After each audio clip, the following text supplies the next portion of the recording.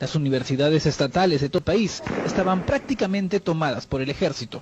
La Universidad Enrique Guzmán y Valle La Cantuta no fue la excepción. En esta universidad, los efectivos de la División de Fuerzas Especiales del Ejército se ubicaban en la capilla. Desde aquí vigilaban día y noche a los estudiantes y sus maestros. En estas habitaciones dormían los alumnos que provenían del interior del país. La noche del sábado 17 de julio, los internos habían organizado una fiesta para agasajar a quienes cumplieron años durante el primer semestre. Sin embargo, los militares suspendieron la reunión y todos se acostaron temprano. Ese era el motivo por el cual muchos estudiantes se quedaron esa noche en los internados, inclusive mi hermano. Horas después, entre la 1 y las 2 de la madrugada del domingo 18 de julio, un grupo de aproximadamente 20 individuos, armados, encapuchados y con botas de tipo militar, ingresaba al campus universitario por la puerta principal. El teniente Aquelino Portela, a cargo de la base militar de La Cantuta, les abrió la reja. Portela había recibido la orden del general Luis Tuto Pérez Document de dejar entrar a los encapuchados. El día que se produce el secuestro, el grupo actúa como si llevara una lista, ¿no?, de personas que eran las que había que llevarse, ¿no? Entre los agentes que se infiltraron esa noche en la universidad estaban un profesor de ciencias y un estudiante que trabajaba para el servicio de inteligencia del ejército. El estudiante infiltrado era Jacinto Tena y el profesor ocupaba un puesto en el decanato de la Facultad de Biología. Los comandos, sin dudar, se dirigieron directamente al dormitorio y en medio de la oscuridad sacaron a los 9 estudiantes y al profesor de pedagogía.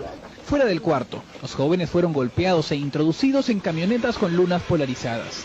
La operación fue rápida. En pocos minutos, los 9 estudiantes y el profesor Muñoz llegaron hasta un basural, ubicado a la altura del kilómetro 1,5 de la carretera Ramiro Prialé, un lugar conocido como la Boca del Diablo. Aquí, entre las 4:30 y las 5 de la madrugada, este comando militar disparó contra la cabeza de los estudiantes y del profesor de pedagogía. Antes de que el amanecer pudiera sorprenderlos, este comando decidió enterrar rápidamente los cuerpos, casi a flor de tierra. 2 días después, la madrugada del 20 de julio, los integrantes de este grupo militar, nerviosos y conscientes de que los cuerpos podrían ser descubiertos en cualquier momento, decidieron trasladarlos apresuradamente a la quebrada de Chavilca, a la altura del kilómetro 14 de la carretera a Cieneguilla. Han ido en horas de la madrugada, han desenterrado los cuerpos, los han quemado y esos restos los han llevado a Cieneguilla. La misión había sido cumplida. Los familiares expresaron su clamor y desconfianza, pero se toparon con un muro de mentiras, aparentemente inquebrantable. En agosto de 1992, el jefe del Comando Conjunto, Nicolás Hermosa Ríos, negó tajantemente que el ejército haya realizado detención alguna en La Cantuta. Sin embargo, había testigos. Esto obligó a que en enero de 1993, Hermosa Ríos admitiera que la madrugada del 18 de julio de 1992, el ejército sí realizó en La Cantuta una operación de rastrillaje. Sin embargo, acotó que los desaparecidos venían apareciendo de a pocos por todo el Perú. El muro de mentiras comenzaba a descascararse. El 2 de abril de 1993, el muro recibió su primer impacto serio. El congresista Henry Piz recibía de parte de Comaca, una organización secreta de comandantes mayores y capitanes, un documento que revelaba que los estudiantes fueron asesinados por un grupo encargado de realizar trabajos especiales. Obviamente era un documento anónimo. Pude averiguar que había consistencia entre grados, cargos de las personas mencionadas, por tanto llegué a la conclusión de que era un documento verosímil. Y obviamente, como siempre había ocurrido, el Congreso Constituyente no quería nombrar comisiones investigadoras. Yo exigí que se nombrara comisión investigadora y dije que si no, lo haría público. Mientras tanto, los congresistas oficialistas Gilberto Ciura y Jaime Freunt no solo desestimaban cualquier tipo de investigación, sino que aseguraban que los estudiantes se habían autosecuestrado. Sin embargo, la comisión investigadora presidida por el congresista Roger Cáceres Velázquez no se amilanó. Hubieron presiones, hubieron fuerzas negativas que trataron de impedir que cumpliera yo de manera cabal mi deber. El congresista Cáceres citó al general Hermosa Ríos 2 veces. La primera vez Hermosa Ríos se negó aduciendo que estaba enfermo. El 20 de abril de 1993, la revista Caretas publica por primera vez la identificación, el organigrama y la función que desempeñaba cada uno de los integrantes del Grupo Colina. Solo entonces el general Hermosa Ríos asistió al Congreso y declaró que toda la investigación era una farsa que buscaba mellar la imagen del ejército. El muro de mentiras buscó reforzarse, a las buenas o a las malas. Así, el 21 de abril de 1993, el general Hermosa Ríos, para amedrentar a la prensa y a la comisión investigadora, sacó a pasear sus tanques alrededor del Parlamento. Ellos querían a ver si se asustaban los congresistas. Y no solamente no causó susto, sino que las propias maniobras de la mayoría oficialista evidenciaron qué cosa estaba pasando por detrás. El 11 de mayo de 1993, el general Robles lanzó otra piedra contra el muro. Dijo que Martín Rivas actuó con la aprobación del general Hermosa Ríos, de Montesinos y de Fujimori. Manifesté sobre la autoría intelectual recaía directamente sobre Vladimiro Montesinos, como asesor presidencial y jefe real del Servicio de Inteligencia, y sobre el general Hermosa Ríos. Después se asiló en la Embajada de Estados Unidos. Los cimientos del muro se debilitaban, por eso era protegido de cualquier forma. El 3 de junio de 1993, la sala de guerra que investiga el caso La Cantuta desestima las declaraciones de Robles y él fue considerado un cobarde y felón. El 10 de junio, Montesinos es citado por la Comisión Cáceres, pero el CIN envía una carta respondiendo que no acudirá. Mientras tanto, los familiares veían cómo sus esperanzas no solo se estrellaban contra el muro de mentiras, sino que éste reaccionaba con amenazas. Sí, me quisieron secuestrar, ¿no? Meterme en un carro cuando yo estaba andando por Plaza San Martín. Sí he percibido más que amenazas, son los resultados de una venganza seguramente tornada desde el poder, que han motivado infinito sufrimiento en mi familia. Sin duda una verdadera muralla, la cual se vio defendida por el propio ingeniero.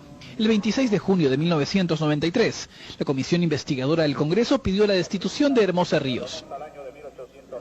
Pero Fujimori salió en su defensa y le reiteró su respaldo.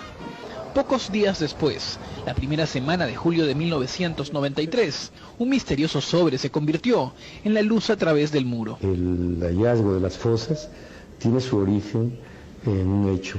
En la aparición de un sobre Manila con un croquis en donde estarían 4 fosas en Cieneguía y dentro del mismo sobre una muestra de huesos, ¿no?, calcinados. Esa bolsa llegó a una oficina del Congreso de la República y fue de esa oficina del Congreso de la República, ¿no?, que primero nosotros fuimos informados. Y es el congresista Roger Cáceres quien le entrega este sobre al equipo de investigación de la revista Sí, compuesto por Ricardo Uceda, Edmundo Cruz y José Arrieta. En la revista hay 2 posiciones. Una posición de que inmediatamente hay que denunciar eso. Y hay otra posición, ¿no?, que dice no, hay que verificar.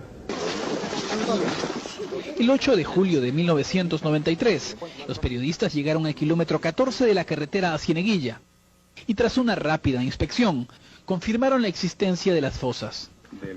El muro sufrió entonces la primera grieta de consideración. El fiscal Víctor Cubas Villanueva estaba de turno y fue él quien asumió la investigación. Fuimos encontrando un conjunto de restos óseos.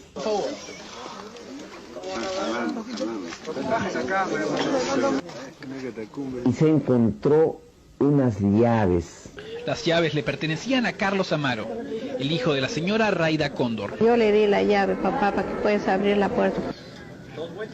Y hemos verificado que con las llaves encontradas en la fosa número 2 se ha abierto... Lo que nos permitió identificar que eran de los estudiantes de La Cantuta fueron las llaves. El muro comenzaba a desmoronarse. La fiscal de la Nación, Blanca Nélida Colán, desesperada, se niega a aceptar peritos extranjeros. Pero el muro ya estaba quebrado.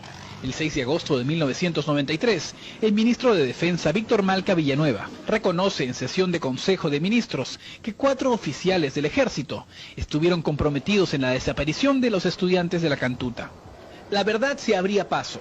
Y el 18 de diciembre de 1993, el Consejo Supremo de Justicia Militar ordena la detención de los 10 miembros del ejército que participaron en la matanza. A los mayores de Ingeniería, Ejército Peruano, Santiago Enrique Martín Rivas y Carlos Eliseo Pichilingüe Guevara. Sin embargo, quedaban los cimientos. Montesinos y Hermosa eran citados solo como testigos. Señores congresistas que estén a favor. 2 años después, la maquinaria volvería a construir otro muro, esta vez no de la mentira, sino de la injusticia. En junio de 1995, el Congreso aprueba la inefable ley de amnistía. 13 votos aprobados. Y los integrantes del Grupo Colina salen en libertad. Esta ley que libera a los asesinos de nuestros familiares.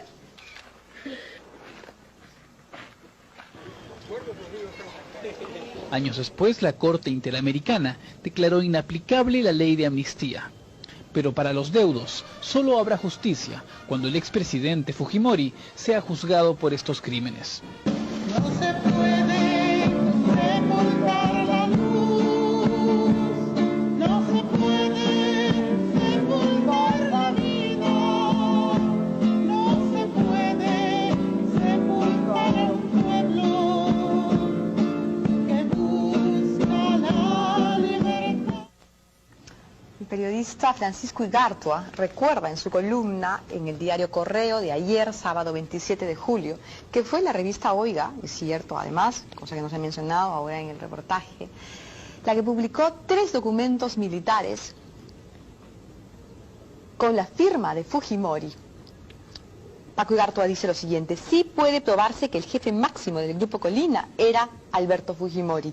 Hay 3 documentos con su firma reclamando el ascenso de estos criminales después de las masacres de estudiantes en Huancayo, antes de la Cantuta y Barrios Altos. Esos documentos, en efecto, fueron publicados por la revista Oiga y, por supuesto, están ahora en manos de la jueza anticorrupción que investiga estos asesinatos.